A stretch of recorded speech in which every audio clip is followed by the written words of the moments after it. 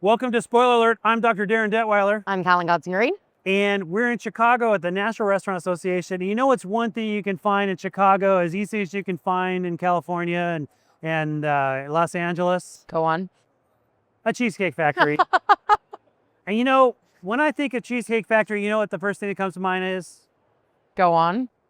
Well, in addition to their small, short menu, Um, is Dr. Baroudi. Ladies and gentlemen, our Hello. special guest, Dr. Baroudi. Welcome. Thank you, Dr. Darin Detwiler.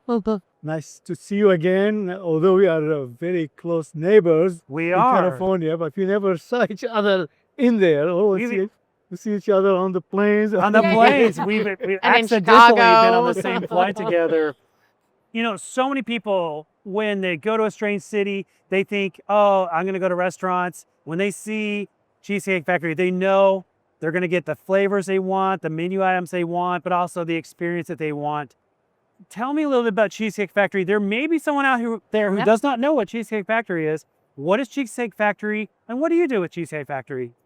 Very good. Well, I'm going to give you a little secret about Cheesecake Factory for the people who does not know anything about Cheesecake Factory, and for the people who does know something about Cheesecake Factory.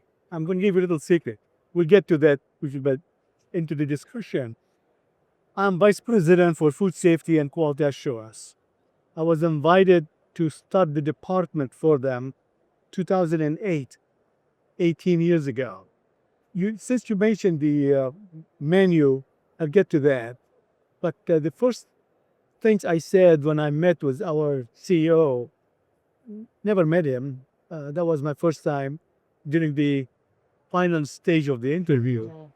I said, this position being created by you, David Overton, the CEO and the founder of this company, because you wanted to protect your brand and your company and your guests, or it was pushed on you by stockholders, by legal, by anything, as a lip service position Yeah. to say that I do have a food safety executive on board.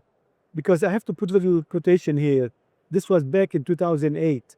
2008, the economy was what? Going south, right? Company was closing down restaurants, closing down the stores, and so on and so forth. For this company to initiate or to create a food safety position at the vice president level has to be something. Yeah. That's why I asked a question.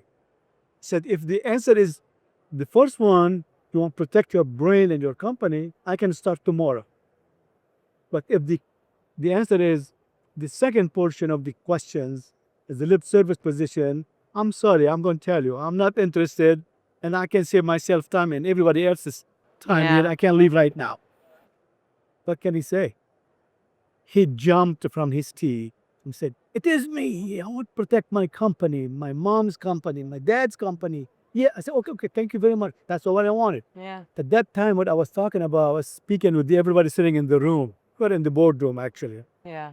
I have the president, I have the other senior executive, HR, legal, and operations COO. So they get the message. So I started the food safety culture in the company before I put my foot in the door. Yeah. I got the what you call it. I'm looking for a word. I got the support from number one.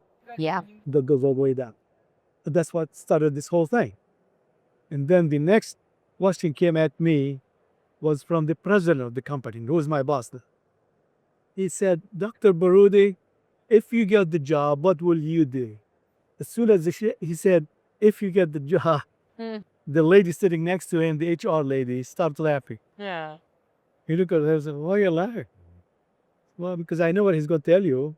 I asked him this question a couple of days ago. Okay, let's hear it. I said, knowing what I know as little as possible, not as much as possible, as little as possible, because I'm still an outsider now.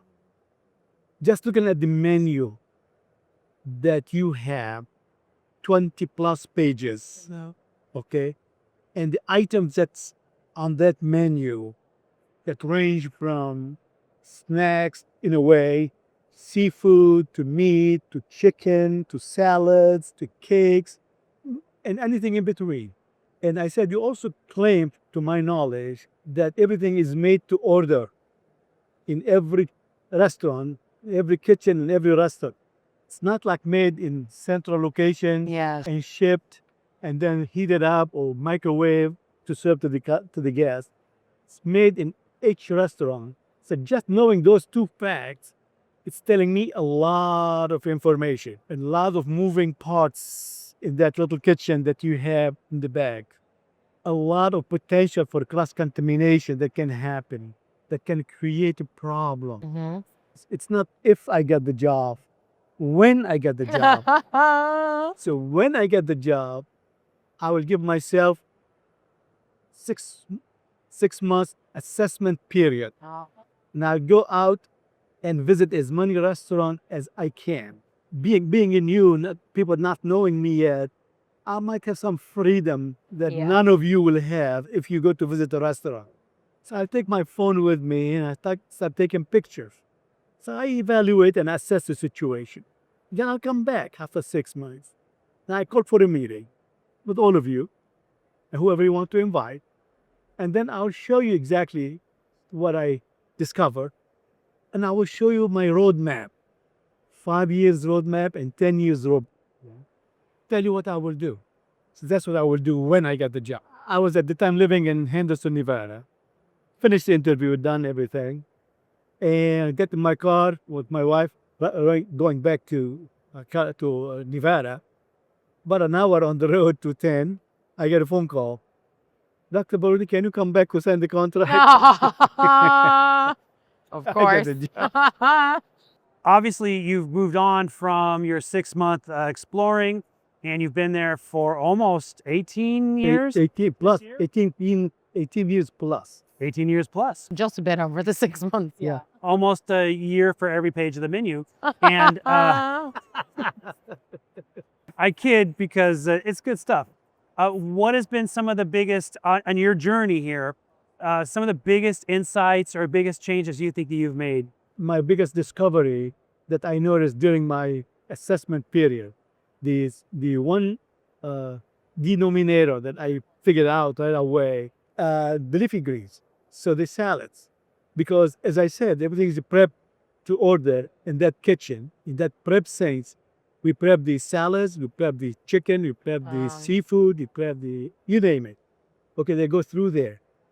We cook the chicken, so we kill the salmonella.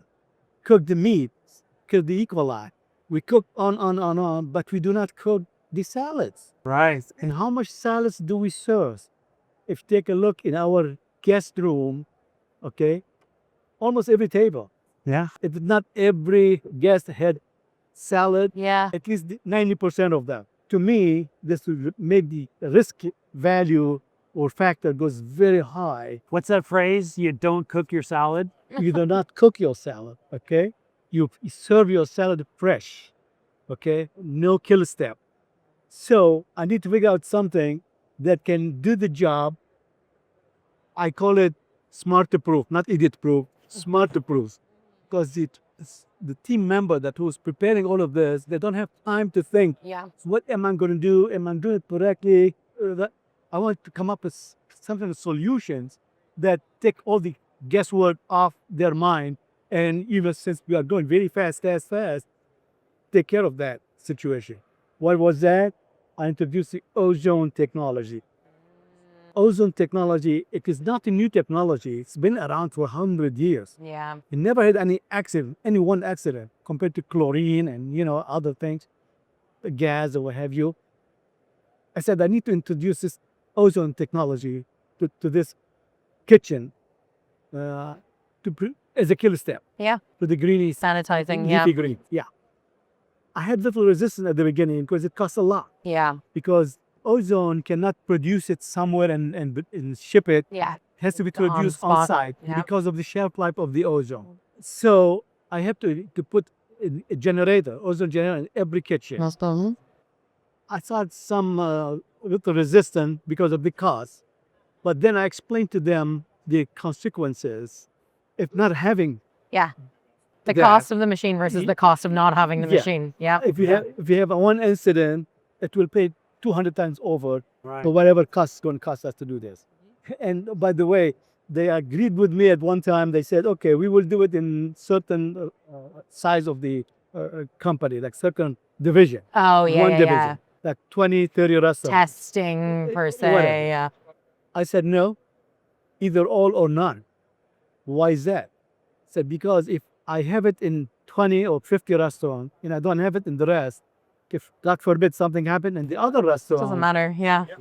and then I have to face Bill Marler Yeah. on this that position, Yeah. why you don't have this good technology that you said that it kill as a kill step in that restaurant where my client was, and you have it in here? Is it to save money? Right. That Yeah. negligence. Right. Because and what's your phrase here? My phrase here is if you are in the food business, then food safety is not a negotiable. So food safety is number one. And also to me, food safety is not a function, it is a movement, I would say. So we have to grab food safety cultures and make it a habit everywhere, anytime, every restaurant, every day. That's way everybody will be happy. So that's what I was going to say. I told you I'm going to tell you a secret later on.